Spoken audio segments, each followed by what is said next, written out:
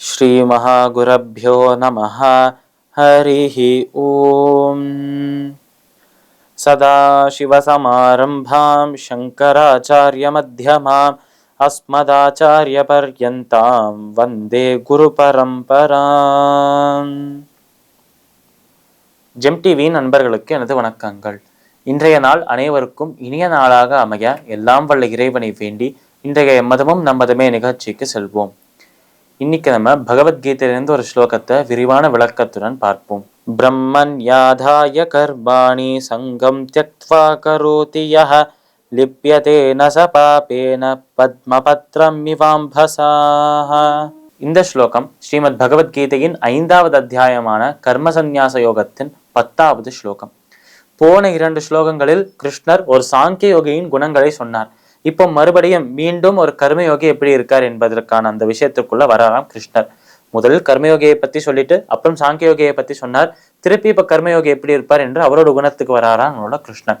இப்ப இந்த ஸ்லோகத்தில் கர்மயோகி எப்படி இருக்கார் என்று சொல்றார். அவரோட குணத்தை பத்தி என்ன அழகாக சொல்றார் என்றால், இந்த இறைவனுக்காக அந்த கர்மாக்களை சமர்ப்பித்து விட்டு அந்த கர்மாக்கள் மீது இருக்கும் தன்னோட அந்த உரிமையை துறந்து அந்த இறைவனுக்கே அந்த கர்மாவை சமர்ப்பிக்கிறாரே அவர் உண்மையான கர்மயோகியா இருக்கார். சமபாவனையோடு இருக்கிறவர் அவரை எந்த ஒரு கர்ம பலனும் தீண்டாது என்று சொல்றார் நம்ம கிருஷ்ணன்.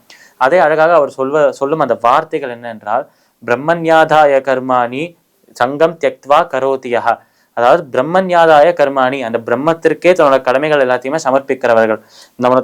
தான் அந்த கடமையை செய்தாலும் அந்த கடமையை பகவானுக்கு சமர்ப்பிக்கிறவர்கள், கடமையை செஞ்சுட்டு அதுலேருந்து ஒரு பலனை எதிர்பார்க்காமல் இருப்பவர்கள், அவாதான் கர்மயோகிகள் என்று சொல்றார் நம்ம கிருஷ்ணன்.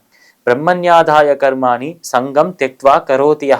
அந்த சங்கத்தை, அந்த கர்மாக்கும் எனக்கும் இருக்கும் அந்த தொடர்பை கட் பண்ணிட்டு அதை அப்படியே அறுத்து விட்டுட்டு அந்த கர்மா அவருக்காக செய்யப்பட்டது, அவரை மனதில் வைத்து செய்யப்பட்டது, அவரை சந்தோஷப்படுத்துவதற்காக, அவரை ப்ளீஸ் பண்றதுக்காக செஞ்சதுதான் அந்த கர்மா. அதற்கும் எனக்கும் சம்பந்தம் வேண்டாம், அது அவர்கிட்டயே போகட்டும் என்று விடுகிறவர்கள் அவாதான் கர்மயோகிகள் என்று சொல்றார்.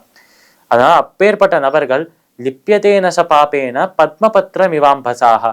அதாவது அப்படி கர்மாக்களை செய்கிறவர்கள் கர்மயோகிகளாக இருக்கா.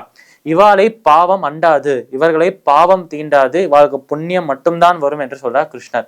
இப்போ இவர் கிருஷ்ணர் நினைச்சிருந்தா இது புண்ணியம் இவாளை வந்து சேரும், பாவம் இவா பக்கமே வராது என்று சுலபமாக சொல்லி போயிருக்கலாம். ஆனால் அவரோட உண்மையான ஒரு குணமே, அழகான ஒரு குணமே உதாரணத்தோட எந்த விஷயத்தையும் சொல்வது. இப்போ இங்க பாவத்தை எதோட ஒப்பிடுகிறார், அந்த நபரை எதோட ஒப்பிடுகிறார் என்பதை பார்ப்போம். லிப்யதே நசபாப்பேன, அவர்களை பாவம் தீண்டாது, அவர்களை பாவம் டச் பண்ணாது என்று சொல்றார் கிருஷ்ணர். பத்மபத்ரம் இவாம்பசாக, அதாவது பத்மம் என்றாலே தாமரை, பத்மபத்ரம் என்றால் தாமரையின் இலை, பத்மபத்ரம் இவாம்பசாக, அம்பா என்று சொன்னாலே வந்து நீர், தண்ணீர் என்று பொருள். ஒரு நீரின் துளி எப்படி அந்த பத்மத்தின் அந்த தாமரையின் இலையில இருக்கும் போது அந்த தாமரையும் அந்த தாமரையின் இலையும் அந்த ஒரு நீரும் பக்கத்துல இருக்கிற மாதிரி இருக்குமா, ஆனால் அந்த இலைக்கும் அந்த தாமரை அந்த நீர்த்துளிக்கும் எந்த ஒரு சம்பந்தமும் இருக்காது என்று சொல்றார். இது எப்படி தெரிகிறது என்றால், அந்த இலையை கொஞ்சம் அசைத்து விட்டோம் என்றால் அந்த நீர்த்துளி கீழே விழுந்துரும். அதனாலேயே இந்த நீர்த்துளி இந்த இலையோட சேர்ந்து இருக்கு, ரெண்டுமே அட்டாச் ஆயிருக்கு என்றால் அது கீழே விழுறதுக்கு இந்த இலை விடாது. அது போலவே தான் இந்த கர்மாவும் அந்த நபரும் கர்மயோகியும் அந்த நீர்த்துளியும் இலையை போன்றும் இருக்கிறார்கள். அவ 2 பேருமே ஒருத்தருக்கு ஒருத்தர் அட்டாச் ஆன மாதிரி வெளியிலேருந்து தெரிவா, ஆனா உண்மையிலேயே 2த்துக்கும் எந்த ஒரு சம்பந்தமும் இல்லாமல் போய்விடும். அப்பேற்பட்ட நபர்கள் தான் கர்மயோகிகள் என்று சொல்றார் நம்மளோட கிருஷ்ணர். பகவத்கீதையின் 5வது அத்தியாயமான கர்ம சந்நியாச யோகத்தின் 10வது ஸ்லோகத்திற்குண்டான விளக்கம் இதுவே. மீண்டும் நாளை சந்திப்போம். நன்றி, வணக்கம்.